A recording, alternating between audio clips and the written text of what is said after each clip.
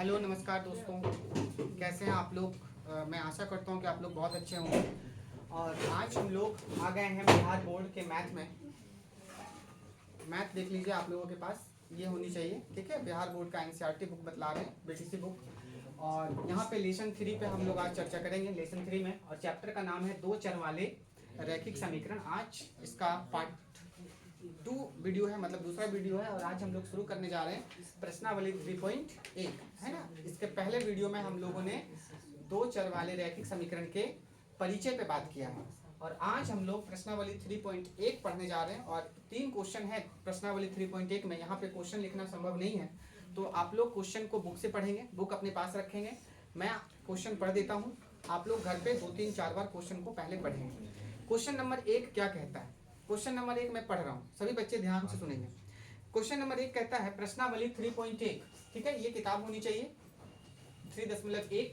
Question number 1 कहता है आफताब अपनी पुत्री से कहता है कि 7 वर्ष पूर्व मैं तुमसे 7 गुनी आयु का था, अब से 3 वर्ष बाद मैं तुमसे केवल 3 गुनी आयु का रह जाऊंगा, क्या यह मनोरंजक है। इस स्थिति को बीजगणितीय एवं ग्राफीय रूप में व्यक्त कीजिए। देखो क्वेश्चन मैंने पढ़ा, क्वेश्चन को मैं एक बार और पढ़ता हूँ, ध्यान से सुनिएगा आप लोग। आफताब अपनी पुत्री से कहता है कि 7 वर्ष पूर्व मैं तुमसे 7 गुनी आयु का था, अब से 3 वर्ष बाद मैं तुमसे केवल 3 गुनी आयु का रह जाऊंगा, क्या यह मनोरंजक है। क्वेश्चन में लिखा हुआ है इस स्थिति को बीजगणितीय एवं ग्राफीय रूप में व्यक्त कीजिए। आप लोग इस क्वेश्चन को 2-3 बार पढ़ेंगे। चलिए, तो आप लोग क्वेश्चन पढ़ लिए होंगे। देखिए यहाँ पे ये जो क्वेश्चन यहाँ पे बताया गया है बाबू, ये हम लोग चैप्टर क्या पढ़ रहे हैं, दो चर वाले रैखिक समीकरण। तो दो चर वाले रैखिक समीकरण में हमेशा कितने चर आएंगे, 2 चर, या तो ए और बी, या तो एक्स और वाई। आप कोई भी 2 चर, अल्लाह नहीं, आप कोई भी 2 चर लेकर के आगे बढ़ेंगे, है ना। और यहाँ पे समीकरण निकालना है। अंत में आपसे क्वेश्चन कहा है कि आफताब अपनी पुत्री से कहता है कि 7 वर्ष पहले मैं तुमसे 7 गुनी आयु का था, और अब से 3 वर्ष बाद मैं तुमसे केवल 3 गुनी आयु का रह जाऊंगा, तो इस स्थिति को बीज गणितीय रूप में दिखाइए या इसको ग्राफीय रूप में हल कीजिए। कोई भी बच्चा हल्ला नहीं करेगा। देखो, जब भी आप लोगों को 2 चर वाले रैखिक समीकरण में उम्र वाला क्वेश्चन, कौन सा क्वेश्चन, उम्र वाला या वर्ष वाला या आयु वाला, देखो ये आयु संबंधी प्रॉब्लम है, एज संबंधी प्रॉब्लम है। ये जो क्वेश्चन बोला गया है, इसमें आफताब जो अपनी पुत्री से कहता है कि मैं तुमसे 7 गुनी आयु का था, कब, 7 वर्ष पहले, और अब से 3 वर्ष बाद मैं तुमसे कितनी गुनी आयु का रह जाऊंगा, 3 गुनी आयु का रह जाऊंगा। तो आफताब अपनी पुत्री से कब कह रहा है। यहाँ पे 2 लोग हैं, एक है आफताब, गप नहीं, यहाँ 2 लोग हैं, एक है आफताब और दूसरा कौन है, उसकी पुत्री। मतलब एक पिता है और दूसरा कौन है, दूसरी कौन है, उसकी बेटी। ध्यान से सुनो, जब भी उम्र वाला क्वेश्चन आ जाए, वर्ष वाला क्वेश्चन आ जाए, आयु वाला, सिंपल समझो एज प्रॉब्लम क्वेश्चन, इसमें एज वाला क्वेश्चन है, एज प्रॉब्लम है इसमें, तो आपको इसका सॉल्यूशन करना है। तो जब भी एज वाला क्वेश्चन आ जाए तो आप लोग बस याद रखना कि एज वाला जब भी क्वेश्चन आएगा तो उसमें 2 लोग शामिल होंगे, कोई 2 लोग। अभी पिता और पुत्री है, पिता का नाम आफताब है और पुत्री का नाम क्या है, पिता का नाम आफताब है और पुत्री का नाम क्या है, कुछ नहीं दिया गया ना, केवल पुत्री दिया गया, तो पुत्री का नाम कुछ नहीं है, तो आफताब और पुत्री है। सभी बच्चे ध्यान से सुनो, जब भी आयु संबंधी प्रॉब्लम आ जाए तो आयु जो होता है वो 3 स्तरों पे काम करता है। एक वर्तमान आयु, हम लोग यहाँ सभी बैठे हैं, हम लोगों का अभी सबका वर्तमान कुछ ना कुछ उम्र होगा, है ना। किसी का 15 साल, किसी का 16 साल, किसी का 14 साल, तो वर्तमान में हमारा कुछ उम्र होता है। और वर्तमान से पहले की बात की जाए, पूर्व का मतलब क्या होता है, एक उम्र क्या होता है बताओ, वर्तमान का। वर्तमान से पहले क्या होता है बताओ, वर्तमान से पहले किस चीज की उम्र होती है, पूर्व का मतलब पहले की उम्र, है ना। तो हमारी पहले की भी कुछ उम्र होती है, और वर्तमान के बाद की उम्र, के बाद, है ना, के बाद। तो याद रखना उम्र जो है वो 3 स्तरों पे काम करता है, एक वर्तमान उम्र, एक पूर्व की उम्र और एक बाद की उम्र। तो बाद को हम लोग क्या कहते हैं बताओ, पश्चात। मान लो अभी हमारा उम्र 25 साल है, कितना है, अगर मैं बोलूँ 5 साल हमारी उम्र कितनी होगी, 5 साल पहले हमारी उम्र कितनी रही होगी बताओ, 20 साल। तो हम अपने वर्तमान उम्र में, वर्तमान उम्र हमारा कितना है बताओ, 25। तो वर्तमान उम्र में हम कितना घटा देंगे तब हम 5 साल पहले चले जाएंगे बताओ, 5 घटा देंगे तो 5 साल पहले हमारा उम्र कितना रहा होगा 20। और अगर हम बोलेंगे बताओ अब से 10 साल बाद हम कितना हो जाएंगे, तो अब से मतलब वर्तमान से। जब भी अब से बोला जाए तो हमेशा किससे तुलना करना है, वर्तमान से। तो बताओ 10 साल बाद अब कितने के हो जाएंगे हम, अभी कितना है 25, तो इसमें 10 क्या कर देंगे, जोड़ देंगे। समझने का प्रयास करो। जब भी एज प्रॉब्लम क्वेश्चन आ जाए, एज प्रॉब्लम, तो आपको 3 स्टेज पे काम करना है। कितने स्टेज पे, 3 स्टेज।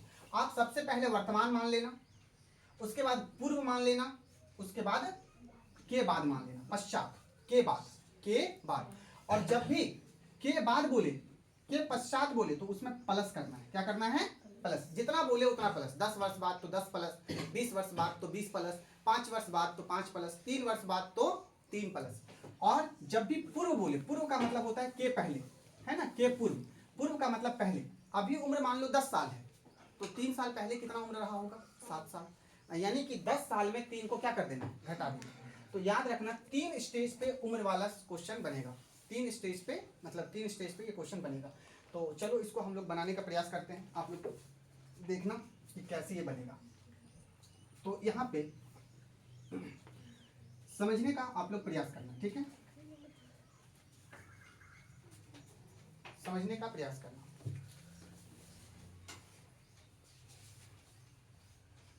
एक तरफ कौन है,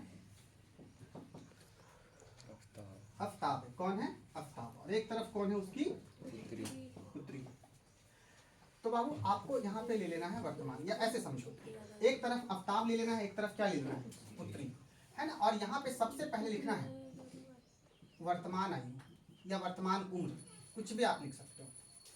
देखो जब भी आयु संबंधी प्रश्न आ जाए तो 2 लोगों का नाम लिख लेना है, जो भी 2 लोग हैं, एक है आफ्ताब और दूसरा कौन है, उसकी पुत्री, ठीक है। अब आपको यहाँ पे 3 स्टेज पे काम करना है। एक वर्तमान पे काम करना है, फिर एक पूर्व की आयु, किस क्या लेनी है बताओ, पूर्व की आयु, और फिर एक क्या लेना है, के बाद की आयु। ये 3 स्टेज पे काम करके आपको प्रश्न बनाना है। बहुत सिंपल है, कॉन्सेप्ट है, ये कॉन्सेप्ट सीख जाओ, सारा प्रश्न बन जाएगा आपसे। तो बाबू आफ्ताब की वर्तमान आयु पता नहीं है, आफ्ताब की वर्तमान आयु पता नहीं है, आपको हमेशा वर्तमान आयु मानना पड़ेगा। क्या करना पड़ेगा, खुद से मानना होगा, बिना माने आप लोग नहीं बना सकते हो। तो माने कैसे, तो आप लोगों को बताए थे कि 2 लोग हैं, तो 2 चर को मान लो। कितना चर को मान लो, 2 चर का मतलब x y, a b c d कुछ भी, है ना। तो यहाँ पे आफ्ताब की वर्तमान आयु कितना मान लो, एक्स। कितना मान लो, एक्स। और पुत्री की वर्तमान आयु कितना मान लो, वाई। वर्तमान आयु आफ्ताब की कितनी मान ली है, एक्स, और पुत्री की कितनी मान ली है, वाई, ठीक है। अब देखो क्वेश्चन क्या कहता है, क्वेश्चन कहता है आफ्ताब कहता है अपनी बेटी से कि 7 वर्ष पहले यानी 7 वर्ष पूर्व मैं तुमसे कितनी गुनी आयु का था।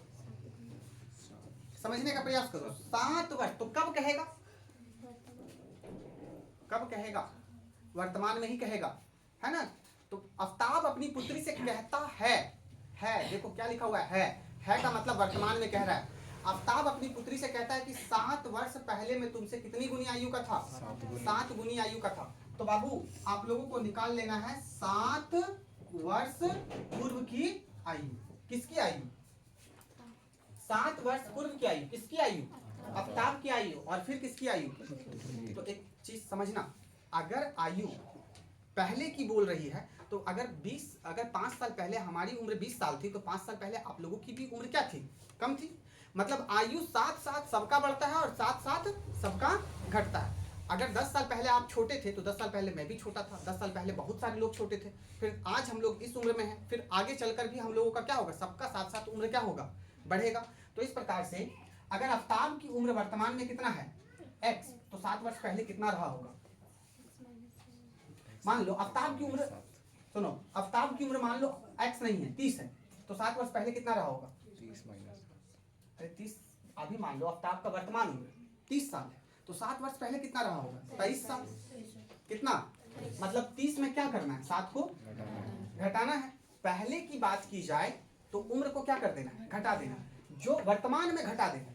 तो बताओ अभी आफ्ताब की उम्र एक्स है, तो 7 वर्ष पूर्व कितना उम्र होना चाहिए, x माइनस 7, यही तो मैं कहना चाह रहा हूँ, x माइनस 7। मान लो अभी पुत्री की आयु y है, तो 7 वर्ष पहले पुत्री की आयु कितना रहा होगा,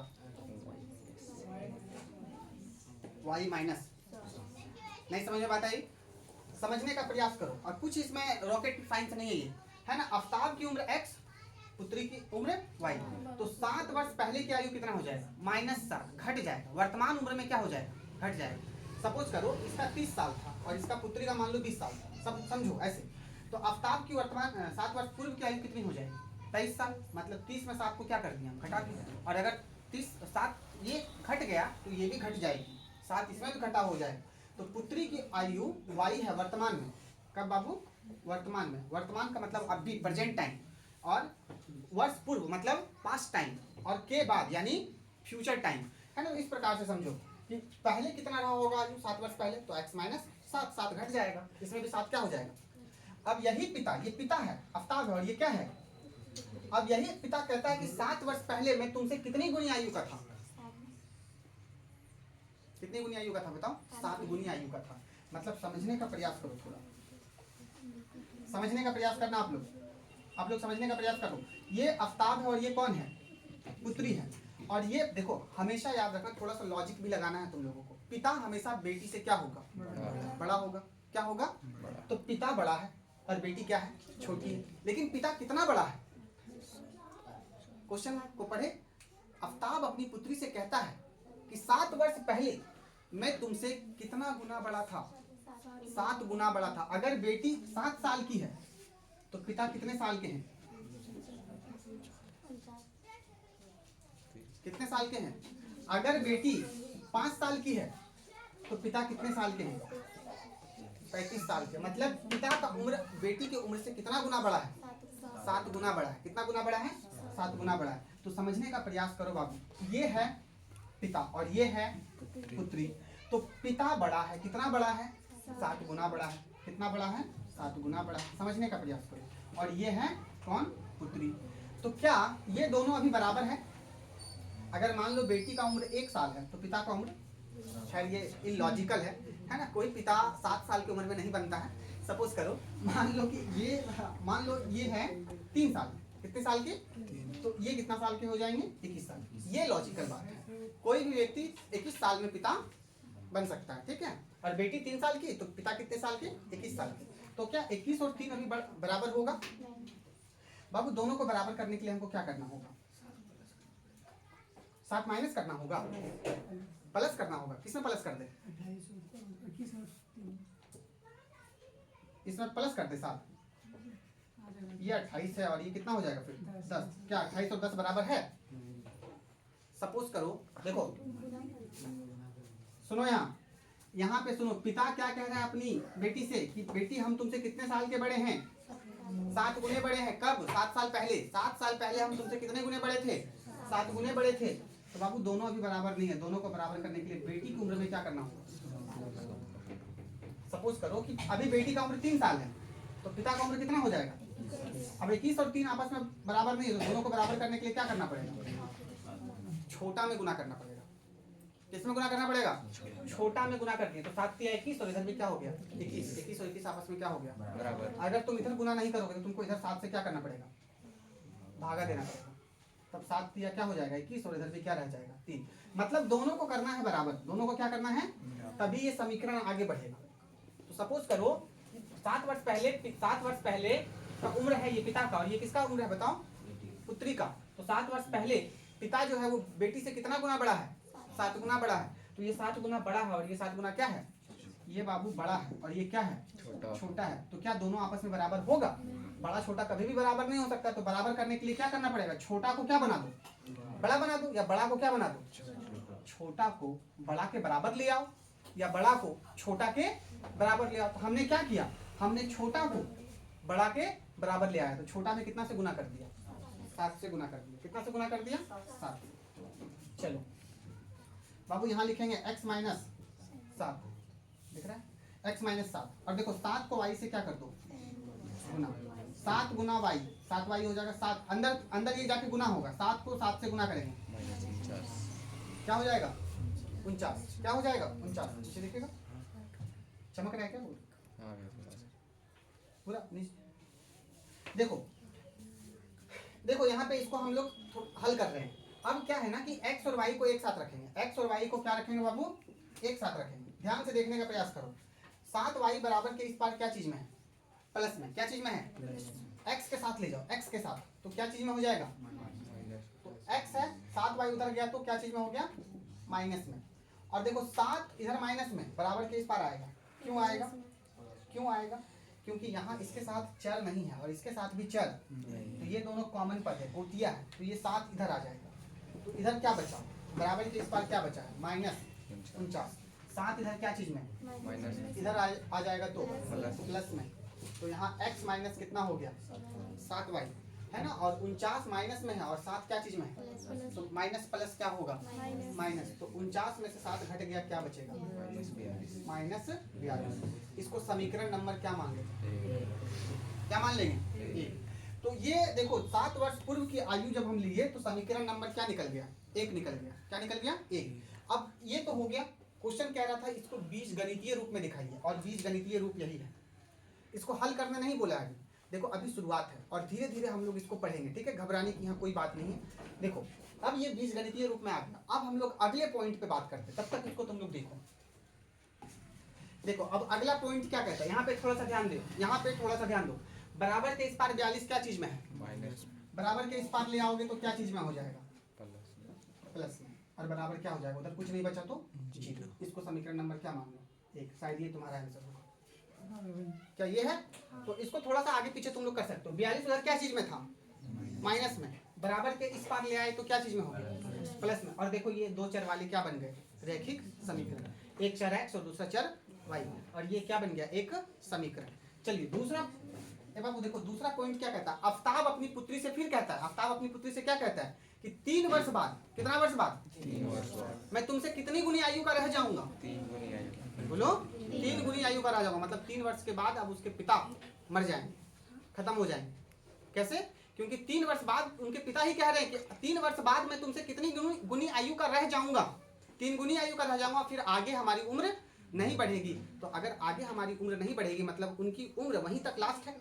समझने का प्रयास करो, समझने का प्रयास करो। देखो 3 वर्ष बाद, कितने वर्ष बाद? 3 वर्ष के बाद, 3 वर्ष के बाद। बाबू वर्तमान में आफ्ताब की उम्र कितनी है?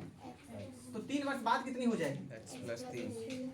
जब भी बाद की बात की जाए तो उसमें प्लस होता है। क्या होता है? तो 3 वर्ष बाद, मान लो अभी हमारी उम्र 20 साल, तो 3 वर्ष बाद कितने साल हो जाएगी? 23 साल। अभी 30 साल, तो 3 वर्ष बाद कितनी हो जाएगी? 33। अभी मान लो 50 साल, तो 3 साल बाद कितनी हो जाएगी? बोलो 53 साल। ऐसे ही ना? तो यहाँ पे अभी आफ्ताब की उम्र कितनी है? x कितनी है? तो 3 साल बाद कितनी हो जाएगी? x+3। पुत्री की उम्र वर्तमान में कितनी है? वर्तमान में तो 3 साल बाद कितनी हो जाएगी? y+3। अब यही पिता अपनी पुत्री से क्या कहता है कि बाबू देखो 3 साल बाद जो है ना हम तुमसे कितनी गुनी आयु का रह जाएंगे? 3 गुनी आयु का रह जाएंगे। इसका क्या मतलब? इसका मतलब है कि x+3 तुम लिख दो और y+3 तुम लिख दो, ठीक है? और एक तरफ पिता है और दूसरे तरफ पुत्री है, और ये 3 गुनी आयु का बड़ा है। मतलब देखो 3 साल बाद पिता 3 गुनी आयु बड़ा है, मतलब पिता हमेशा बड़ा रहेगा और बेटी हमेशा क्या रहेगी? छोटी। तो क्या बड़ा और छोटा कभी बराबर हो सकता है? ये कितना बड़ा है? 3 गुना बड़ा है। और ये अगर ये 3 गुना बड़ा है अपनी बेटी से तो ये कितना छोटा है? 3 गुना छोटा है। तो दोनों को बराबर करने के लिए हमको क्या करना पड़ेगा? बेटी में 3 से क्या करना पड़ेगा? गुना। क्यों करना पड़ेगा? पिता में क्यों नहीं किए गुना? क्योंकि पिता तो ऑलरेडी 3 गुना क्या है? अगर हम पिता में 3 से गुना कर देते तो पिता कितना गुना बड़ा हो जाएगा? 9 गुना। पहले से 3 गुना है, फिर इसमें 3 से गुना कर देंगे, 3 तिया 9 गुना बड़ा हो जाएगा पिता। बात समझ में आ रही है? तो हमको बैलेंस करना है, समीकरण को क्या करना है? बैलेंस। तो समीकरण को बैलेंस करने के लिए हम बेटी की उम्र में क्या कर दिए? 3 से गुना। तो याद रखना हमेशा छोटे वाले में क्या करना है? गुना। अगर यहाँ पे बोलता कि 3 साल बाद हम तुमसे 10 गुना बड़ा हो जाएंगे, तो दोनों को बराबर करने के लिए पिता 10 गुना बड़ा हो जाता तो बेटी 10 गुना क्या हो जाती? तो बड़ा और छोटा बराबर होता कभी? तो हम बराबर लिखते ही नहीं। तो बराबर लिखने के लिए हमको क्या करना पड़ेगा? बेटी की उम्र में 10 से क्या करना होगा? तभी तो छोटा बड़ा के बराबर होगा। जैसे मान लो अभी ये बड़ा है, सपोज करो, और ये क्या है? छोटी है। तो पिता बड़ा है और बेटी क्या है? तो क्या ये बराबर होगा? ये बराबर नहीं होगा। बड़ा और छोटा कभी बराबर हो सकता है? नहीं। तो बराबर करने के लिए क्या करना होगा? बराबर करने के लिए छोटा को क्या बना दो? बड़ा बना दो। तो छोटा कितना छोटा है? पिता से 3 गुना छोटी है बेटी। क्यों छोटी है? क्योंकि पिता 3 गुना कितना है? बड़े हैं। तो बेटी को बड़ा बनाने के लिए बेटी की ही उम्र में क्या कर देंगे? 3 से गुना। तो छोटा अब क्या बन गया? बड़ा। तो जब बड़ा बन गया तो यहाँ इधर भी बड़ा और इधर भी बड़ा, बड़ा बड़ा आपस में क्या हो गया? बराबर। कुछ समझ आ रहा है? चलो x प्लस क्या हो जाएगा? 3, और 3 को y से क्या कर दो? 3 को यहाँ से भी गुना करो। 3 तिया 9। चर को एक साथ कर लो। x एक चर है, y भी क्या है? एक चर। तो इसको एक साथ कर लो। 3y इधर प्लस में इधर जाएगा तो माइनस में। हल्ला नहीं। 3 इधर प्लस में उधर जाएगा तो यहाँ 9 है, देखो यहाँ 9 बचा। 3 उधर जाएगा तो माइनस में।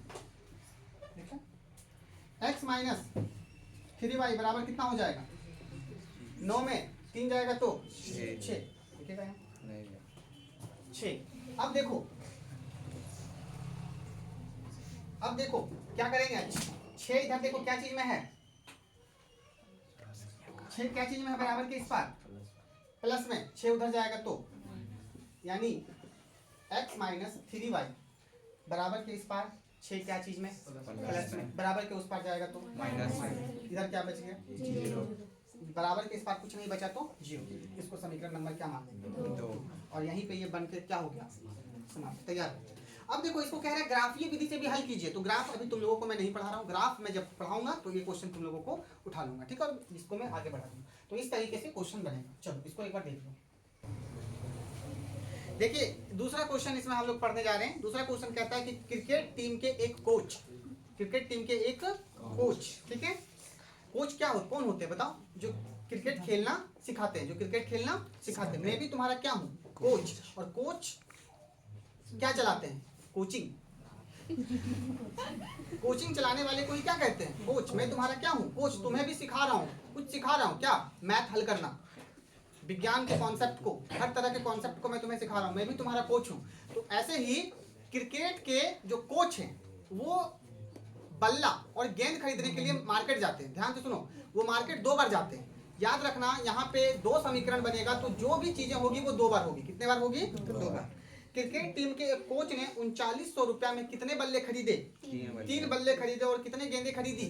6 गेंदे खरीदी। आप लोग किताब से क्वेश्चन पढ़ना, क्वेश्चन यहाँ पे लिखना संभव नहीं है, ठीक है? और बाद में उसने एक और बल्ला तथा उसी प्रकार की 2 गेंदे 1300 रुपया में खरीदी। तो इस स्थिति को किस रूप में दिखाइए? बीज गणितीय या ज्यामितीय रूप में दिखाइए। मतलब फिर से उसी तरह से हम लोगों को दिखाना है। सभी बच्चे ध्यान से सुनो, यहाँ मामला है बल्ला खरीदने का और गेंद खरीदने का। तो बाबू सभी बच्चे ध्यान से सुनो, क्रिकेट टीम का एक कोच है जो 3900 रुपया लेकर के अपने पैकेट में, अपने जेब में कितना लेकर के जाता है दुकान पर? 3900 रुपया। और उस 3900 रुपये में 3 बल्ला आ जाते हैं और 6 गेंदे आ जाती हैं, ठीक है? और फिर बाद में वो 1300 रुपया लेकर जाते हैं मार्केट और 1 बल्ला आ जाता है और 3 गेंदे आ जाती हैं। 2 गेंदे आ जाती हैं। कितनी गेंदे आ जाती हैं? तो आपको इस स्थिति को बीज गणितीय रूप में दिखाना। तो सुनो, जब भी बल्ला, गेंद, ये सब का कॉन्सेप्ट आ जाए ना तो हमेशा 1 मान लेना। क्या मान लेना? जैसे कि पता नहीं अभी 3 गेंद का उसने कितना लिया पैसा, 6 गेंद के कितना पैसा लिया दुकानदार और 3 बल्ले का कितना पैसा लिया अभी हमको पता। अगर हमको पता चल जाए कि 1 बल्ले की कीमत कितनी है और हमको पता चल जाए कि 1 गेंद की कीमत कितनी है तो सब तो फिर पता चल ही जाएगा कि किस तरह से वो चीज़ों को लिया है। सुनो सभी बच्चे, अगर मैं तुमको बोलूं कि बाबू 1 गेंद की कीमत 50 रुपया है तो 6 गेंद की कीमत कितनी हो जाएगी? कितनी हो जाएगी? 300। कैसे 300 हो जाएगी? 1 गेंद की कीमत 50 रुपया तो 6 गेंद की कीमत 50 को क्या कर दो? 6 से। ऐसे समझो, तुम लोग जब हर हमेशा जाते हो मार्केट तो तुम लोग रसगुल्ला खरीदते हो। क्या खरीदते हो? रसगुल्ला, है ना? तो एक रसगुल्ला की कीमत मान लो 5 रुपया है तो 2 रसगुल्ले की कीमत कितनी हो जाएगी? 2 रसगुल्ले की कीमत 10 रुपया देते हो ना? क्या करते हो? 2 को 5 से 3 रसगुल्ले की कीमत 15, 4 रसगुल्ले की कीमत 20, ऐसे करते हो। अब सभी बच्चे ध्यान से सुनो, यहाँ पर गेंद है और क्या है? बल्ला है। तो पहले बल्ला है, क्या है? तो सभी बच्चे ध्यान से सुनो, आपको यहाँ पर मानना होगा, बिना माने कोई भी चीज नहीं बनेगी। माना कितना बल्ला हम लोगों ने खरीदा है? 3 बल्ला।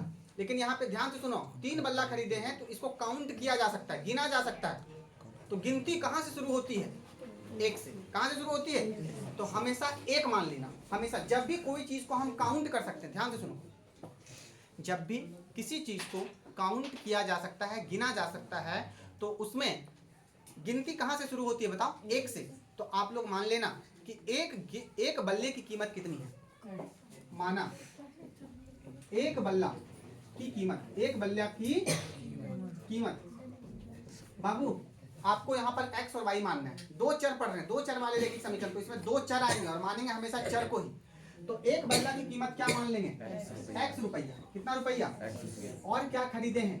एक गेंद खरीदे हैं, तो एक गेंद की कीमत कितना मान लेंगे? y रुपया। कितना? कोई दिक्कत? तो इतना तुम लोगों को मान लेना। अब देखो सभी बच्चे ध्यान से सुनो, 39, देखो अब यहाँ पे लिखेंगे प्रश्न के, देखो यहाँ प्रश्नानुसार, प्रश्न के अनुसार, प्रश्न क्या कह रहा है? यहाँ पे लिखेंगे प्रश्न के। अच्छा ये चीजें कैसे तुम लोगों से बनेगी? खूब प्रैक्टिस करना पड़ेगा घर पे बैठ करके। आपको बहुत ज्यादा क्या करना होगा? प्रैक्टिस। एक ही क्वेश्चन को 2 बार 3 बार 4 बार 5 बार आप लोगों को बनाना होगा। इधर ध्यान दो, इधर ध्यान दो सभी बच्चे। प्रश्न के अनुसार, प्रश्न के अनुसार का मतलब क्या है? आपने कुछ माना और मानने के बाद आप लोग लिखना प्रश्न के अनुसार। तो प्रश्न के अनुसार का मतलब प्रश्न क्या कह रहा है? प्रश्न कह रहा है कि जो कोच है वो 3900 रुपए लेकर मार्केट जाता है और कितना बल्ला खरीद लेता है? 3 बल्ला। और कितनी गेंदें खरीद लेती है? समझने का प्रयास करो। तो 3900 रुपया में, 3900 रुपया में, या ऐसे समझो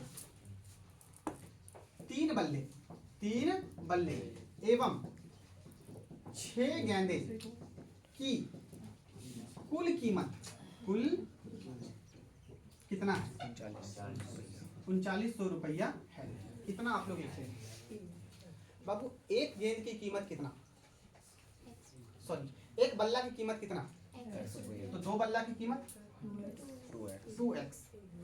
इसी से गुना कर देंगे। 3 बल्ला की कीमत, जैसा समझो, ए बाबू सुनो, एक बल्ले की कीमत, एक बल्ले की कीमत x के जगह पर अभी रहता 500। कितना रहता? 500। तो 2 बल्ले की कीमत कितना हो जाता?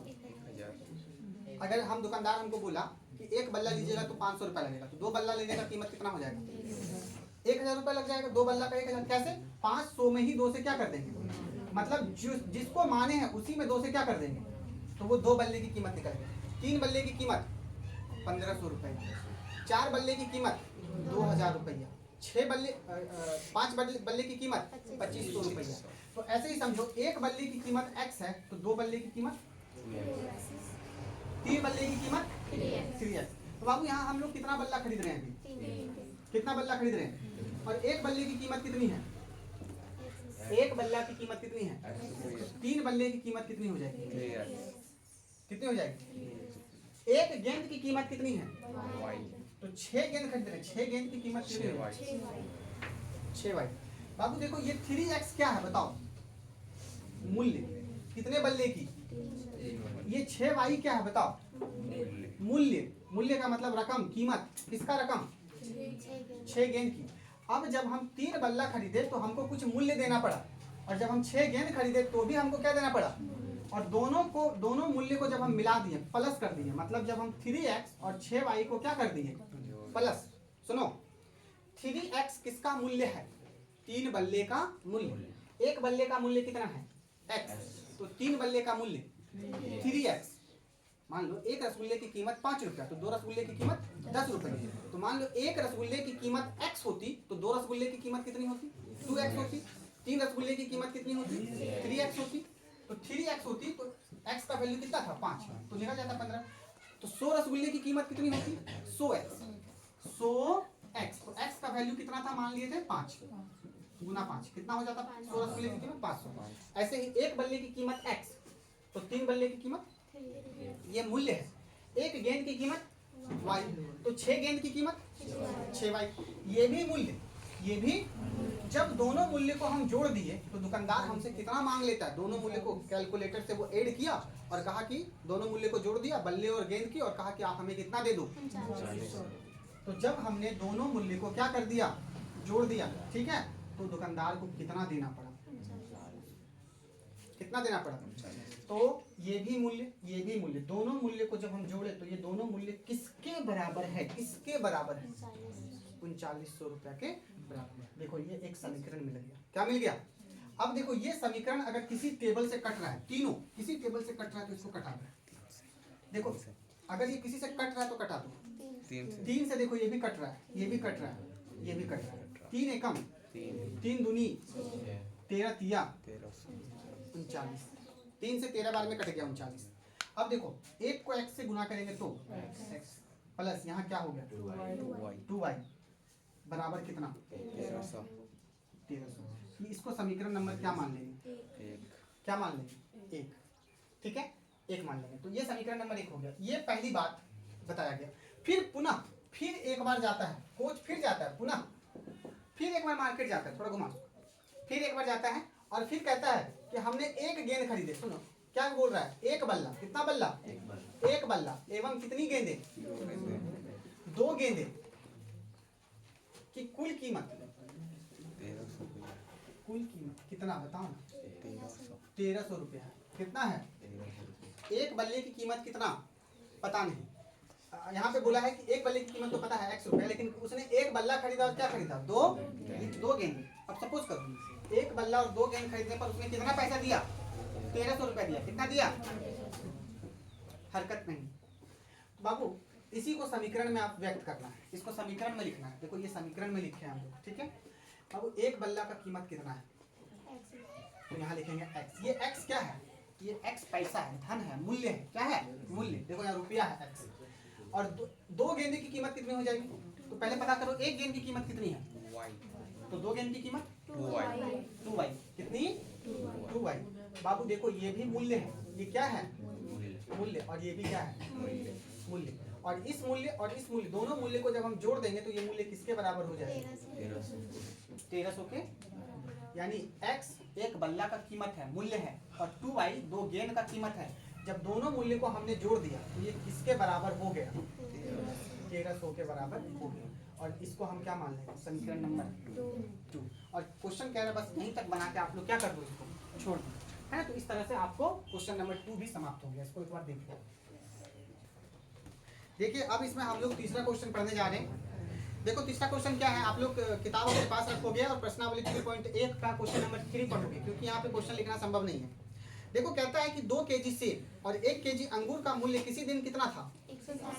160 रुपया था। फिर 1 महीने के बाद 4 केजी सेब और 2 केजी अंगूर का मूल्य कितना हो गया? 300 रुपया हो गया। देखो कितना सिंपल क्वेश्चन है, बस लॉजिक समझ जाओ। ठीक है, तो फिर इसी स्थिति को किस रूप में दिखाना है? बीज गणितीय रूप में दिखाना है या ज्यामितीय रूप में व्यक्त करना है? सभी बच्चे ध्यान से सुनो। यहाँ पे मामला सेब और अंगूर का है। ठीक है, अब तुम किसी दुकान में या तो चावल खरीदने जाओ, या तो दाल खरीदने जाओ, या तो आलू सब्जी या कोई फल खरीदने जाओ, तो याद रखना वहाँ पे अगर आप पूछोगे रेट्स कि सेब का भाव क्या है, तो वो क्या बताएगा? 5 केजी सेब का 500। वो ऐसे नहीं बताता है, वो क्या बताता है? 200 रुपया पर केजी। मतलब वो कोई भी दुकानदार के पास तुम चले जाओ, फल विक्रेता के पास, वो हमेशा क्या कहेगा आपसे? 1 केजी अंगूर का दाम इतना है, 1 केजी सेब का दाम इतना है। मतलब वो हमेशा किसको मानक मानता है? बताओ, 1 केजी को किसको मानक मानता है? 1 केजी को। आप भी मार्केट में जाते हो तो पूछते हो कैसे केजी सेब दिए, तो कैसे केजी सेब का मतलब क्या है? आप कितना का रेट पूछ रहे हो? 1 केजी का रेट पूछ रहे हो। आप ये नहीं पूछ रहे हो कि बताओ 10 केजी सेब का दाम कितना है, ऐसे पूछते हो क्या? फिर आपको पता चल जाता है कि अच्छा 1 केजी सेब का रेट अगर 200 रुपया है, तो आपको पता चल जाता है कि अगर हम 10 केजी सेब लेंगे तो हमको 2000 रुपया देना पड़ेगा। आप ये उससे नहीं पूछते हो कि 5 केजी सेब का कितना लेंगे, आप पूछते कैसे केजी सेब है, कैसे केजी अंगूर है। तो आप 1 केजी का भाव पूछते हो। कितना केजी का भाव पूछते हो बताओ? 1 केजी। तो याद रखना 1 को हम लोग मानक मान लेंगे, जिसको गिना जा सकता है, जिसको तोला जा सकता है, जिसको मापा जा सकता है, उसको कितना मानक मानेंगे बताओ? 1 को मानक मानेंगे। जैसे अभी बल्ला और गेंद को गिना जा सकता था, तो कितना को मानक मान लिए? 1 को। तो 1 बल्ला का कीमत और 1 गेंद का कीमत।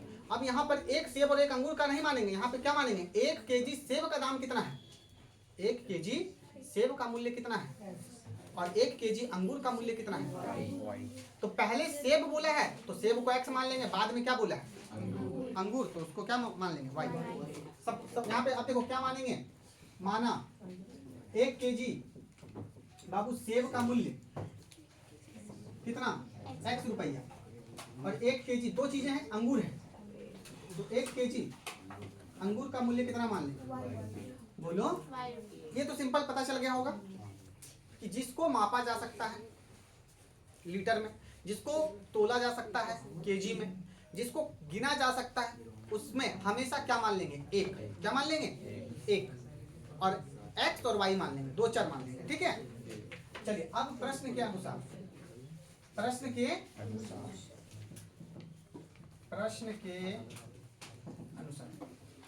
सभी बच्चे ध्यान से सुनो। क्वेश्चन क्या कहता है कि 2 kg सेब और 1 kg अंगूर का मूल्य कितना है? सभी बच्चे गौर से सुनो, सभी बच्चे गौर से सुनो। 2 kg सेब, कितना केजी सेब? 2 kg सेब और 1 kg अंगूर का मूल्य कितना है? 160 रुपया। इसका क्या मतलब है कि हम दुकान गए और दुकान पे दुकानदार को बोले कि भाई साहब आप हमें 2 kg क्या दे दो? सेब दे दो, और आप हमें फिर से 1 kg क्या दे दो? अंगूर दे दो। और इस प्रकार से 2 kg सेब उन्होंने मुझे दे दिया और 1 kg क्या दे दिया बताओ? अंगूर दे दिया। और वो रेट क्या बताया हमें कि आप कुल मिलाकर कितना दो हमें? 160। वही क्वेश्चन क्या है कि 2 kg सेब खरीदा गया और 1 kg क्या खरीदा गया? अंगूर। तो रेट कितना देना पड़ेगा? 160। तो समझो यहाँ पे 1 kg सेब का दाम कितना है? तो 2 kg सेब का दाम कितना हो जाएगा? कितना हो जाएगा? सिंपल। 1 kg अंगूर का मूल्य कितना है? तो 1 kg अंगूर का मूल्य कितना हो जाएगा? 1 kg अंगूर का मूल्य कितना है? तो 1 kg अंगूर का मूल्य कितना हो जाएगा? 1 y। तो 1 को तो y के साथ लिखते नहीं है, तो केवल क्या हो जाएगा? y। बाबू ये भी क्या है? मूल्य। और ये भी क्या है? ये मूल्य किसका है? 2 kg सेब का। 1 kg सेब का मूल्य x रुपया, तो 2 kg सेब का मूल्य 2x, 3 kg सेब का मूल्य 3x, 4 kg सेब का मूल्य 4x। ऐसे तो ये मूल्य है और ये क्या है? ये दोनों मूल्य को जब हम जोड़ देंगे, मूल्य प्लस मूल्य, मूल्य और मूल्य को जब जोड़ेंगे तो कितना मूल्य आएगा? 160 रुपया। तो ये भी मूल्य, ये भी मूल्य, दोनों मूल्य को जोड़ के किसके बराबर लिख देंगे? 160 के बराबर। 160 के बराबर। और इसको समीकरण नंबर क्या मान लेंगे? क्या मान लेंगे? 1। क्या ये बातें समझ में आई? फिर कहता है, इसमें पहला कंडीशन समाप्त हुआ। अब दूसरा कंडीशन क्या कहता है? पुनः क्या कहता है? पढ़ो सभी बच्चे क्वेश्चन। 4 kg सेब और 2 kg अंगूर का मूल्य कितना है? 300 रुपया। देखो कितना सिंपल है। 4 kg सेब और 2 kg अंगूर का मूल्य कितना है? 300 रुपया। यही है 300 रुपये।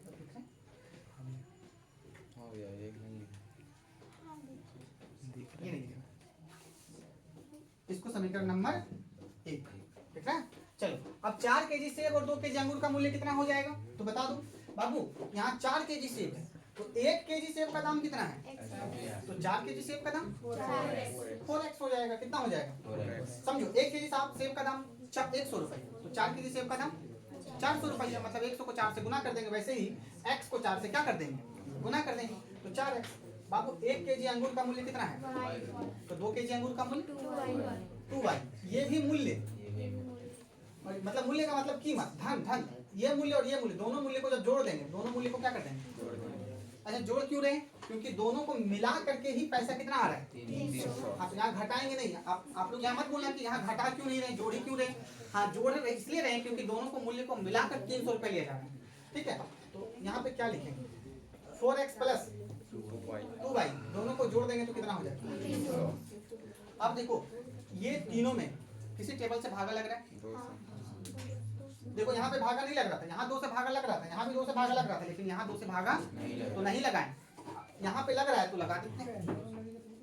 हल्ला नहीं, 2 से भागा लगा दो, 2 से 1 कट जाएगा। कितने बार में? 2 से 1 कट जाएगा, तो यहाँ क्या बचेगा? और 2 से ये भी कट जाएगा। समीकरण नंबर 2।